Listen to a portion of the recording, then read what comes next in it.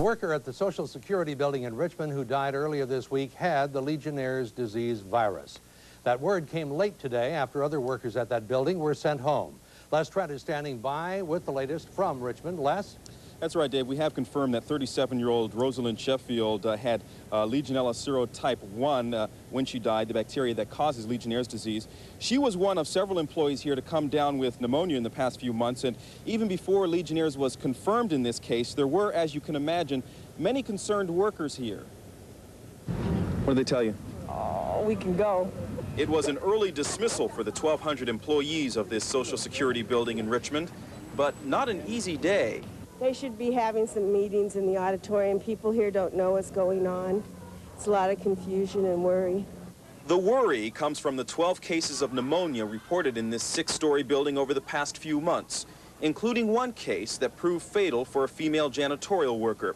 The confusion centered around the possibility, now confirmed through autopsy results, that the death was from Legionnaires' disease, a sometimes fatal respiratory illness caused by the Legionella bacteria, which thrive in warm, moist areas like ventilation systems. There's no ventilation, and especially in the basement, all I see is white walls. We can't even put pictures on the walls. Even if it's not Legionnaires' disease, we've got some kind of bacteriological problem that's systemic to this building we need to sort out. That's what local, state, and federal health investigators were trying to do as they tested air and water samples all day. But workers, many of whom spent much of this day outside, were upset that they were forced to stay at work under this cloud of uncertainty. Finally, at 1:30, they were all told to go home until Monday, even though testing in the building is inconclusive. We're concerned that employees feel comfortable about the environment they work in and that we be comfortable about it. So we want to do everything we can over a 72-hour period to make sure that we can assure them that things are okay.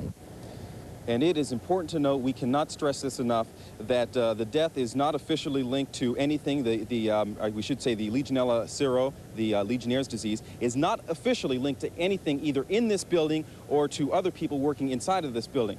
We are also told that Legionella sero is quite a common disease, and not all of the people, the 12 people who apparently had pneumonia, not all of them had pneumonia. As a matter of fact, some of them were hospitalized with bronchitis. So again, they're going to be doing tests. They're going to have the test results on the other 12 people who were hospitalized, perhaps sometime tomorrow, but they are still not sure whether or not this woman contracted the Legionnaires' disease in this building, whether or not it's associated with this building or the people who work here at all.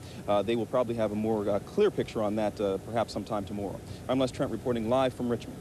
All right, thank you, Les. I misspoke in introducing you, referring to it as the Legionnaires virus.